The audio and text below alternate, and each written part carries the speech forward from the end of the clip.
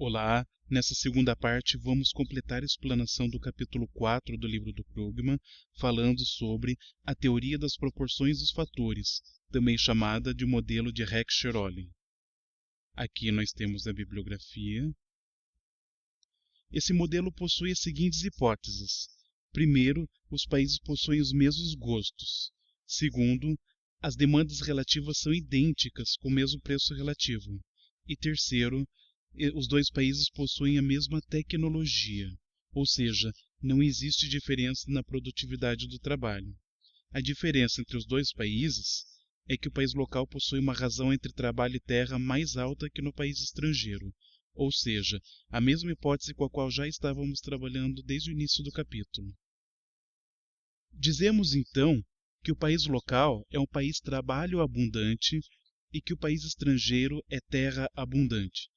Vale lembrar que a mudança é definida em termos relativos, comparando-se a razão entre trabalho e terra nos dois países, e que nenhum dos dois países pode ser abundante em tudo. Por causa dessa mudança relativa, o país local tende a produzir uma razão entre tecidos e alimentos maior. Vale lembrar que o comércio pela concorrência leva à convergência dos preços relativos, e por isso o preço dos tecidos em relação aos alimentos vai ser igual nos dois países após o comércio. E como os dois países diferem em sua abundância de fatores, ou seja, o país local é trabalho abundante e o país estrangeiro é terra abundante, o local vai produzir uma razão mais alta de tecidos em relação a alimentos. Portanto, a oferta relativa de tecidos será maior no país local. Vamos observar esse gráfico. No eixo vertical, temos o preço relativo do tecido e no eixo horizontal, a quantidade relativa de tecido. Por ser mais abundante em trabalho, o país local possui maior oferta relativa de tecidos, e por isso a sua curva de oferta se situa mais à direita. Se não houvesse comércio, o equilíbrio seria no ponto 1 para o país local e no ponto 3 para o estrangeiro. Quando o país local e o país estrangeiro fazem comércio entre si, seus preços relativos convergem. O preço relativo dos tecidos no local aumenta e o do estrangeiro declina. O novo preço relativo mundial de tecidos é determinado por um ponto entre os preços relativos antes do comércio e depois do comércio, como por exemplo no ponto 2. Agora vem uma pergunta importante. Se as trocas ocorrem inicialmente por causa das diferenças entre os preços relativos de manufatura, como a convergência entre o preço dos tecidos e o preço dos alimentos se traduz em um padrão de comércio internacional? Se considerarmos um país sem comércio internacional, a produção de um bem deve ser igual ao consumo, como o que aparece nas duas igualdades a seguir, onde Q é a quantidade produzida e D é a quantidade consumida. No entanto, com o comércio, a composição consumida pode ser diferente da produzida. Mesmo assim, um país não pode consumir mais do que produz. Logo, dentro do país, o valor do consumo é igual ao valor da produção. Vamos representar algebricamente a igualdade do valor do consumo com o valor da produção. Rearranjando essa equação, levando para o lado direito todas as variáveis referentes a tecidos, temos. Agora, vamos trazer para o lado esquerdo todas as variáveis referentes a alimentos. Colocando em evidência PA do lado esquerdo e PT do lado direito, temos. E levando o PA para o outro lado da igualdade, temos enfim a seguinte equação. Temos, então, a relação entre preços relativos e padrão de comércio internacional, onde do lado esquerdo da igualdade temos as importações de alimentos da economia, representada pela diferença entre a quantidade demandada e a produzida de alimentos. E do lado direito da igualdade, temos a multiplicação dos preços relativos dos tecidos e a exportação dos tecidos, dada pela diferença entre a quantidade produzida e a quantidade demandada. Portanto, as importações de alimentos são iguais às exportações de tecidos multiplicadas pelo preço relativo de tecidos. A equação não diz quanto a economia importará ou exportará. mas ela mostra que o montante a ser importado é restrito pelo montante que exporta. Portanto, a equação descreve a restrição orçamentária.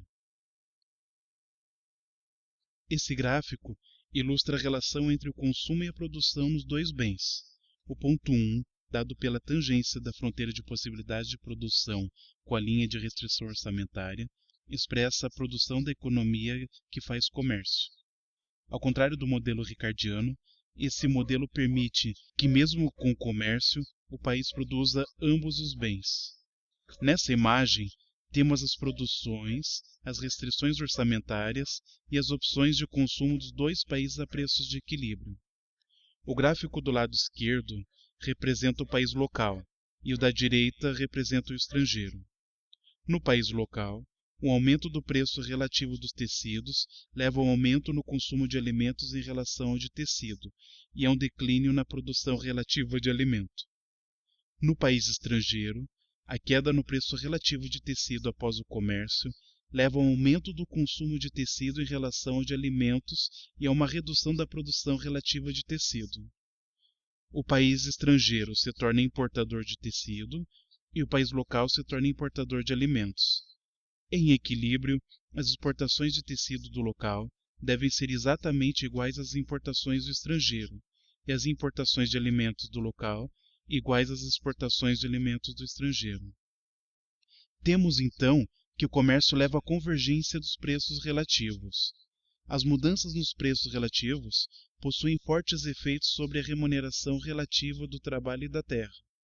Portanto, um aumento nos preços relativos dos tecidos eleva o poder de compra do trabalho em ambos os bens, enquanto reduz o poder de compra da terra em ambos os bens. Como ocorre a distribuição de renda nas economias após o comércio?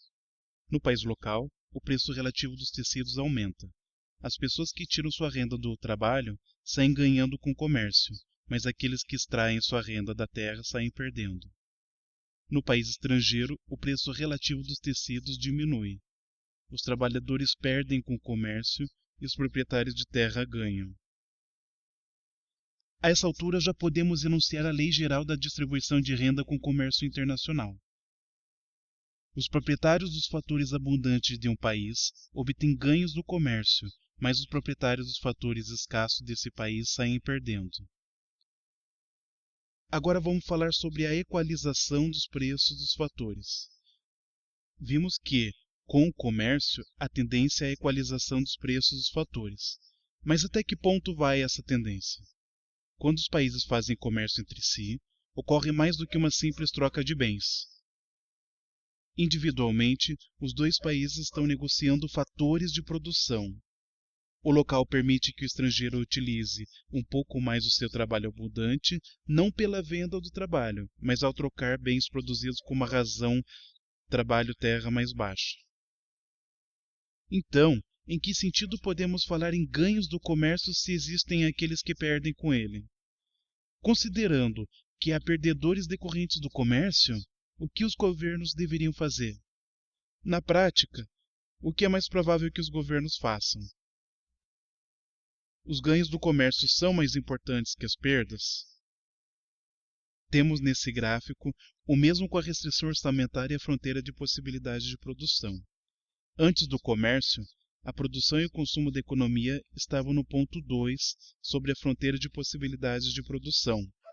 Depois do comércio, a economia pode consumir em qualquer ponto sobre a linha de restrição orçamentária, mesmo que não haja possibilidade de produção para isso, dado que agora se pode importar. A área azul consiste em escolhas de consumo factíveis depois do comércio, com consumo de ambos os bens maior que no ponto 2.